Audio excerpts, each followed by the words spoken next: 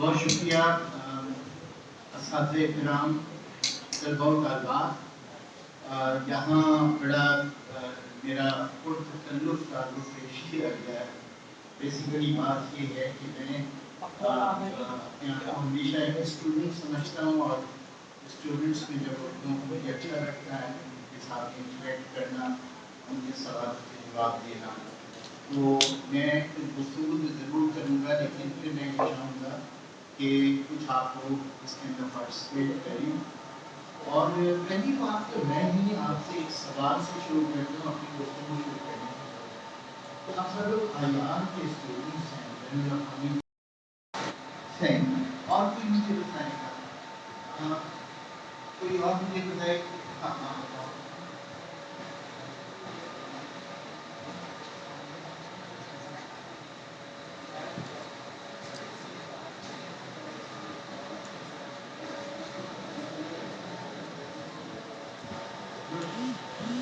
کہ East India company دنیا کی پہلی تجارتی کمپنی تھی جس کی اپنی فوج تھی، اور ان کو فوج رکھنے کی اجازت دی گئی تھی۔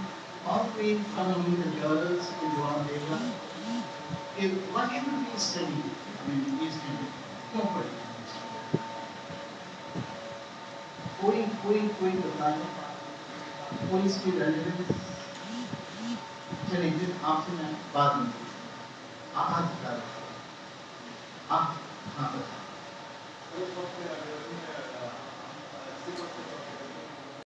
چانچا وہی ہے جو کولونیل اسٹیٹ کا چانچا تھا۔ کولونیل اسٹیٹ دو پلرس کے اوپر کھڑی ہوئی تھی، ایک ڈیموکریسی تھی اور دوسری ملٹری۔ پوسٹ کولونیل اسٹیٹ 1947 سے 1953 دونوں پلرس کے اوپر کھڑے ہوئے۔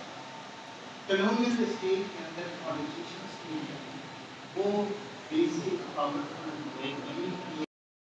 کی مسلم لیگ بنی، اس نے بھی یہی کیا، اور آپ لوگوں کو مطالعہ پاکستان میں اسے کیا پڑھایا گیا ہو کہ 1885 میں جب کانگریس بنی، اس کے جو تین بیسک پرپزز تھے یا آبجیکٹیوز تھے، ان میں ایک آبجیکٹیو تھا to ensure the loyalty of Indian people to the British government, کہ ہندوستان کے لوگوں کی انگریز کے ساتھ جو لائلٹی ہے، وفاداری ہے، اس کو یقینی بنانا ہے۔ اور 21 سال بعد جب مسلم لیگ کا قیام عمل میں آیا 1906 میں، تو مسلم لیگ کے بھی تین آبجیکٹیو تھے، جن میں ایک آبجیکٹیو یہ تھا to ensure the loyalty of the Muslims of India to the British government, کہ ہندوستان کے مسلمانوں کی انگریز کے ساتھ وفاداری کو یقینی بنانا۔ تین پولیٹیکل پارٹیز کی یہ رولز آف دا گیم کے مطابق کھیلنے تھے، اور پہلی جو کامیابی انہیں حاصل ہوئی وہ ہندوستان کے جو جنوبی ضلع ہیں، بنگال ہے، مدراس ہے، ان علاقوں میں وہ پہنچے، گوا میں وہ پہنچے، اور یہاں سے انہوں نے اقتدار شروع کیا، اور 100 سال لگے ایسٹ انڈیا کمپنی کو پورے ہندوستان میں قبضہ کرنے میں، جو 1857 میں ان کا قبضہ مکمل ہوا۔ اچھا، جب وہ شروع میں آئے تو انہوں نے جیسے ابھی بتایا گیا کہ انہیں چارٹر دیا گیا ملکہ برطانیہ کی طرف سے کہ آپ ہندوستان میں تجارت کریں گے۔ چارٹر کا مطلب یہ تھا کہ برطانیہ کی اور کوئی تجارتی کمپنی ہندوستان میں تجارت نہیں کرے گی، صرف ایسٹ انڈیا کمپنی کرے گی۔ اور ساتھ ہی چارٹر میں یہ بھی تھا کہ ہندوستان آنا شروع کیا تو ہندوستان کے ساحلی علاقوں میں مثلاً کٹھا وہ آئے، لیکن کٹھا میں زیادہ عرصہ 25-26 سال سے زیادہ نہیں وہ رک سکتے۔ وہ سورت میں گئے، وہ گوا میں گئے، وہ بمبئی گئے، کلکتہ گئے، اور وہاں انہوں نے جو چیز بنانی شروع کی اس کو وہ کوٹھی کہتے ہیں، کوٹھی۔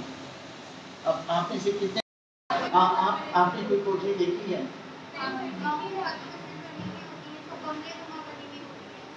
آپ نے بھی دیکھی کوٹھی کہاں؟ باغوں میں، گاؤں میں، اوکے اوکے۔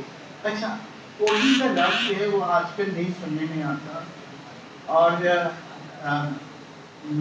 میرے والد گورنمنٹ سروس میں تھے، اور ان کے تو ہماری پھوپھی ایک بہت بڑے بنگلے میں رہتی تھی اور اس کو کوٹھی کہا جاتا ہے. میرے ابا بھی اسے کوٹھی کہتے تھے, میری پھوپھی بھی اسے کوٹھی کہتے تھے.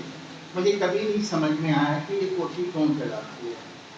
اچھا, پھر جب ہم نے یہ برطانوی دور کے بارے میں پڑھنا شروع کیا, اور ایک ہمارے بہت بڑے پروگریسو رائٹر تھے انور احسن صدیقی صاحب.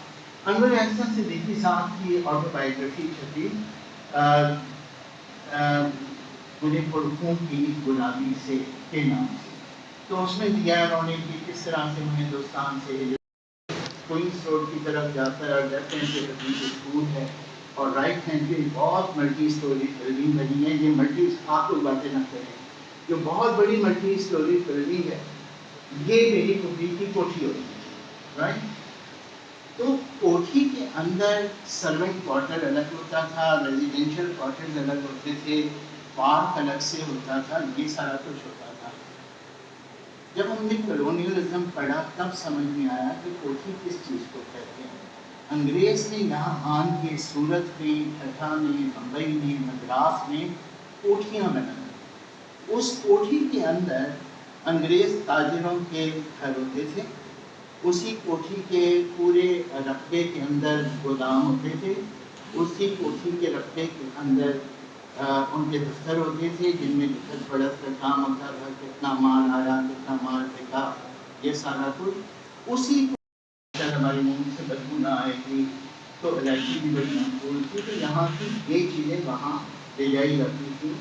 اور برطانیہ میں یہ تجارت حکمرانی کی, یوں سمجھے کہ پوری مغل حکمرانی اس فورٹ تک, اس قلعے تک محدود ہو چکی تھی.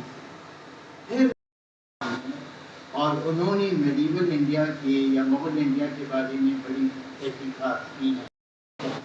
معلومات گیدرنگ حاصل کرتے تھے, معلومات حاصل کرتے تھے نائیوں سے, کیونکہ نائیوں کے پاس سب مرد جاتے ہیں اپنے بال کٹانے کے لیے. جس کے پاس گھر میں کیا ہو رہا ہے, کس گھر میں کرایہ دار آئے ہیں, کس گھر کے رہنے والے چلے گئے.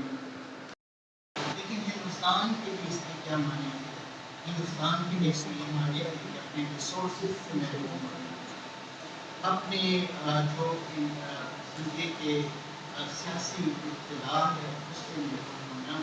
لیکن میں سمجھتا ہوں کہ کلونیلزم کا سب سے گہرا اور سب سے زیادہ دور کا سمجھائی